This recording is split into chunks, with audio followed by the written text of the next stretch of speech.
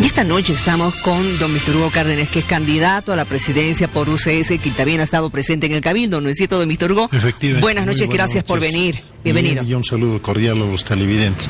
Efectivamente hemos estado en el Cabildo, fui con mi esposa, con mi familia, con mis compañeros, y ha sido un gusto asistir a un masivo Cabildo y en una actitud democrática, pacífica, tranquila. No hubo los enfrentamientos que algunos voceros del gobierno habían anticipado, y además la presencia de partidos políticos no es ninguna novedad, porque hay un acuerdo entre partidos políticos, CONADE, comités cívicos y plataformas ciudadanas, que desde principios de año estamos en diversas movilizaciones. Por ejemplo, el paro del 21 de agosto, el paro de Santa Cruz, y ahora el Cabildo cruceño también y el Cabildo paseño. Cuando el gobierno dice, como un reproche, que estén gente de partidos, no está enterado.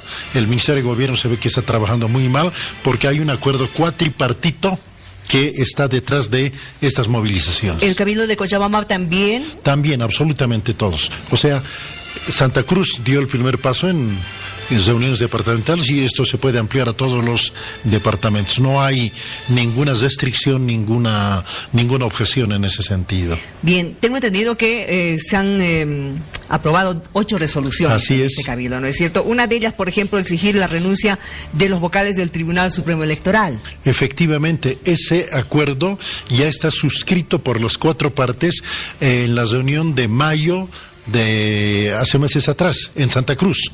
Ahí, CONADE, comités cívicos, candidaturas, absolutamente todas, menos MTS de PATSI y plataformas ciudadanas, hemos suscrito unánimemente pedir la renuncia de los vocales parcializados del Tribunal Supremo Electoral, porque con este árbitro no se puede avanzar en unas elecciones limpias. Si el gobierno no lo cambia, va a deslegitimar el resultado de estas elecciones, y el gobierno que salga va a tener escasa, por no decir nula, legitimidad. Esa es la determinación del acuerdo de mayo en Santa Cruz. ¿Por qué no estuvo ahí el movimiento Tercer Sistema? Porque a las diferentes reuniones previas que hubo tampoco asistió, en una actitud manifiesta de una parcialización con el gobierno. Muy bien. Otra de las resoluciones es desconocer la candidatura de Evo Morales y Álvaro García Linera. ¿Y han llamado para eso a la desobediencia civil? Hay una combinación en ese punto de las banderas del 21F que han defendido el voto popular del 2016, por una parte, y una resolución del Cabildo de Santa Cruz, que dijo de que si el gobierno impone su capricho, hay una medida legal para la ciudadanía, que es la desobediencia o el desacato. No es absolutamente nada antidemocrático. Y en la tradición democrática está, y en la propia doctrina de la Iglesia está, de que cuando un gobierno se convierte en tiránico, la ciudadanía tiene derecho a desacatar. Muy bien. ¿No se ha escuchado el tema de federalización? En La Paz no. En Santa Cruz sí. Claro, pero porque aquí en La Paz, ¿por qué no? El tema, que no es nuevo, miren, viene del siglo XIX, es un tema añejo. Y hoy día es bueno que Santa Cruz lo haya puesto en su cabildo en la mesa del debate. Es bueno discutir los pros y contras del federalismo. Para Potosí, federalismo significa una cosa, para Santa Cruz significa otra cosa, y hace años significaba también otra cosa. Yo tuve el gusto y el honor de conversar sobre este tema. Le menciono 2 nombres: Carlos Valverde Barberí, el papá de su colega, de Carlos Valverde, sí, ¿no? Con quien tuvimos un interesante diálogo. Yo era muy joven, pero preocupado por estos temas, y también con Sergio Antelo, que es un teórico, arquitecto cruceño, pero teórico de la identidad camba y partidario del federalismo. Entonces, hay varios significados de federalismo. ¿Que hay que discutirlo en democracia? Hay que hacerlo. Personalmente, creo yo que es una propuesta todavía muy avanzada frente al centralismo en el que Bolivia hemos vivido. Hemos dado pasos con la ley de descentralización, la ley de participación popular. ¿No? Yo tuve el honor de promulgar la ley de descentralización. Ha sido un avance muy importante. Entregar los impuestos de vehículos y automotores y de propiedades inmuebles a los municipios en un 100% ha sido una descentralización impresionante. Luego hemos vivido el enfoque y la etapa autonómica. Creo que estamos preparados para una reestructuración del Estado, pero en el marco autonómico y el propio pacto fiscal y social en el marco de la autonomía. Personalmente creo yo que no existen todavía condiciones para un Estado federal, pero hay que debatirlo, hay que discutirlo, eso no daña a nadie y en democracia estos temas deben merecer la mayor atención. Me llama la atención, ¿por qué La Paz no ha tocado el tema de la federalización? Porque históricamente no ha sido tema de esta región. De acá. Ahora, a fines del siglo XIX, la sede que estaba en Sucre se trasladó a La Paz, con un movimiento armado bajo la etiqueta de la guerra federal, pero fue solo etiqueta, no tuvo mayor sustancia, no se reestructuró el Estado absolutamente, ¿no? Y ahora hay que analizar cuál es el contenido, cuál es el alcance y hay que debatirlo. Va a ser muy interesante, me gustaría a mí mismo ser parte de ese debate en estas regiones, en Cochabamba, en los 9 departamentos y sobre todo en Santa Cruz, para analizar en qué consiste el tema, cuáles son sus limitaciones y sus virtudes, y si es beneficioso en este momento para el país o todavía no lo es. Es simplemente una forma de organización del Estado. Y si sirve o no para solucionar los problemas que hoy tenemos. Muy bien. A ver, el Cabildo de Santa Cruz, como dicen los analistas, habría beneficiado a Comunidad Ciudadana y también a Bolivia dice no. Aquí en la ciudad de La Paz, este cabildo, ¿a quiénes ha beneficiado? Yo creo que el gran ganador de estos cabildos es el pueblo boliviano. Directamente, porque subraya la convicción democrática del pueblo cruceño, del pueblo paceño, en defensa de la Constitución. Ambos cabildos han dicho que la Constitución, encima de la Constitución, no hay nadie. Y además han dicho, encima del voto popular del 21F, no hay poder en Bolivia ni en el mundo. Y como en democracia es así, la última palabra la tiene el pueblo, el soberano. Juan Jacobo Rousseau, filósofo francés, decía, el poder popular, la soberanía reside en el pueblo. El soberano, cuando habla, no hay nadie más que pueda contradecir su palabra. Y el 21F del 2000 decía, el soberano habló. Dijo, Evo y Álvaro no pueden continuar en casera. Ahora, el gobierno, ¿qué hizo? Impuso al Tribunal Constitucional hacer un prevaricato.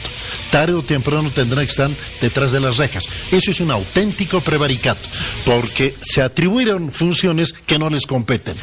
Y el gobierno obligó al Tribunal Supremo Electoral a ocultar debajo de la mesa el artículo 168 de la Constitución, que dispone que un gobierno solo tiene derecho a una sola reelección. Y Evo planteó reelección indefinida. O sea, esto es una locura. Entonces, ambos cabildos, el cruceño y el paceño, han destacado ese principio constitucional. Entonces, el gran ganador es el pueblo democrático, la vocación democrática del pueblo cruceño, paceño y boliviano al defender su voto expresado libremente el 21F del 2016. Bueno, pero también han dicho analistas de que no es vinculante el resultado del cabildo. El resultado del cabildo no, pero el voto del 21F sí. El voto del 21. No solo que es vinculante, sino es de cumplimiento inmediato. Ahora, ¿qué pasaría en el supuesto caso de que llegado el día de las elecciones gana el MAS? Puede ganar, pero no va a tener legitimidad. Puede tener legalidad, incluso muchos dicen eso. Sí legalidad, pero no legitimidad. Yo diría, ni legalidad ni legitimidad. Me explico. Alguna gente cree que estas elecciones el gobierno está cumpliendo la ley, por eso tendría legalidad. ¿Ya? Pero le faltaría confianza de la ciudadanía, y confianza quiere decir legitimidad. Yo creo que no tiene ninguna de las dos. ¿Por qué? No tiene legalidad porque estas elecciones tienen un binomio inscrito contra el artículo 168. La sentencia constitucional que dispone, que habilita a Evo y Álvaro, no anula, Miriam, el artículo 168. Sigue en pie. No hay ninguna decisión que lo cambie. Y si sigue vigente, Evo y Álvaro no están habilitados. Y el Tribunal Electoral, cuando llegan los papeles de Evo y Álvaro, debe decir al señor Evo Morales y Álvaro García Linera, ustedes no pueden inscribirse porque el artículo 168 dice que ustedes solo tienen derecho a una sola repostulación. Ustedes ya se han repostulado, así que ahora ya no pueden. ¿Pero qué han hecho? De la lista de requisitos para ser inscritos, sacaron el artículo 168, que siempre estaba en la lista de requisitos del Tribunal Supremo Electoral. Por eso no es legal. Primer punto. En estas condiciones, y cuando la Unión Europea ha dicho públicamente que estas elecciones carecen de los mínimos requisitos para ser elección democrática, y el Senado norteamericano, por unanimidad entre senadores republicanos y demócratas, han aprobado el cuestionamiento a Evo Morales y Álvaro García de la constitucionalidad y legalidad de su candidatura, y varios países vecinos. Entonces, no va a tener la confianza de países vecinos. O sea, no va a tener legalidad, no tiene legalidad y tampoco va a tener legitimidad. Ahora bien, voy a incidir en lo que le había mencionado, porque esto lo han dicho esta noche, de que en caso de que ganara el binomio oficialista, se ha llamado a la desobediencia civil. ¿Esto no es peligroso? No es peligroso. Estamos a 10 días de las elecciones. Es democrático. Pero no llamaría a tener problemas, enfrentamientos en el país, una convulsión social. Salvo que el gobierno quiera reprimir. Algunos voceros, la líder de las Bartolinas ha dicho que van a recurrir a la lucha armada si Evo Morales pierde las elecciones. Y eso no es un chiste, ¿eh? Porque el MAS es un proyecto político que antes utilizaba las armas, pero frente a que las armas y las guerrillas han fracasado, Álvaro García es un guerrillero fracasado, ojo. Entonces ocultan sus armas debajo de la mesa y usan la urna electoral y usan el voto para obtener los mismos fines que con la lucha armada. O sea, lo que ha dicho la dirigente de las Bartolinas no es ningún chiste, ninguna casualidad. En el gobierno hay gente comprometida con la lucha armada, han practicado la lucha armada y son amigos de Cuba, son amigos de Irán, son amigos de Nicaragua, de gente que es partidaria de la lucha armada. No son demócratas. Entonces, cuando se dice que pueden reprimir, incluso se está hablando, se está rumoreando que después de las elecciones, frente a la protesta popular, frente al desacato civil, que es legal y democrático, el gobierno impondría el resultado electoral con un estado de sitio, porque hay un fraude de por medio. O sea, el fraude ya está en marcha. Desconocer el 168, forzar un prevaricato al Tribunal Constitucional, presionar al Tribunal Supremo Electoral, y cada fallo de este Tribunal Electoral favorece al gobierno y unas elecciones desequilibradas donde el MAS utiliza recursos del Estado para su campaña electoral. Esto ya no es elección democrática, es una chacota electoral que solo busca atornillar a Evo Morales y Álvaro García en el poder. Por lo tanto, eso puede generar conflictos, pero la ciudadanía no está obligada a acatar con los brazos cruzados. Ahora bien, el derecho al desacato, a la desobediencia, es un principio básico en democracia. Bien, quiero yo decirle lo siguiente, pero no sé si usted está de acuerdo conmigo. El voto que el pueblo emite ese día va a demostrar o va a reivindicar en todo caso el deseo del pueblo boliviano, sea cual sea el resultado, ¿sí o no? Yo le diría algo más serio. ¿De quién depende esta y otras candidaturas? ¿Cuántos votos van a tener? Desgraciadamente no va a depender del voto popular. Va a depender de la voluntad del Tribunal Supremo Electoral. El Tribunal Supremo Electoral, integrado por ex empleados del gobierno, de este gobierno, todos, absolutamente todos, han sido empleados del gobierno. Entonces, el resultado lo van a decidir ellos. Así haya control de ustedes. Exactamente. Así haya control de la ciudadanía. No hay control posible.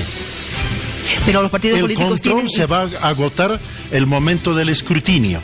Pero justamente al momento del escrutinio, incluso hay algunos partidos que van a tener 20, aplicaciones 50 fotos, lo puede hacer. ¿Qué va a pasar entre el acta y el traslado al lugar respectivo? ¿Qué va a pasar con el software, que es el mismo que se usó en Venezuela? Es de la empresa Smartmatic, que lo usó Maduro, que lo usó Chávez. El fraude está en marcha. El fraude no va a ser sobre el día de elecciones, sino ya desde el momento de negar el artículo 168 y burlarse del voto popular con el 21F. Hay un fraude en proceso y el 20 de octubre habrá un fraude del día de elecciones. Y el recuento, obviamente, ¿se acuerda, Miriam, cuando hubo el voto por el 21F? Han reducido una brecha grande, más de 10 puntos a alrededor de 3 puntos. Y si la sensatez del gobierno no predominaba, iban a voltear las elecciones. Saben hacer eso. Los partidos y gobiernos anteriores que hacían fraude quedan como monjitas de convento frente a la habilidad de este tribunal electoral. Y ya no es un fraude manual, es un fraude cibernético, computarizado. Y es más fácil hacer, simplemente se diseña el algoritmo y la máquina en lugar de las personas hace el fraude. Usted puede ordenar el resultado que usted quiera. Esa es la triste realidad. Le agradezco por haber venido, no, pues, Miriam, por tomarse el tiempo para venir a conversar con nosotros. Me despido, Miriam, solamente felicitando al pueblo de La Paz por este espíritu democrático, masivo, ejemplar, y también felicitar al pueblo cruceño por el anterior cabildo. En buena hora, éxitos y que viva la democracia. Ya volvemos.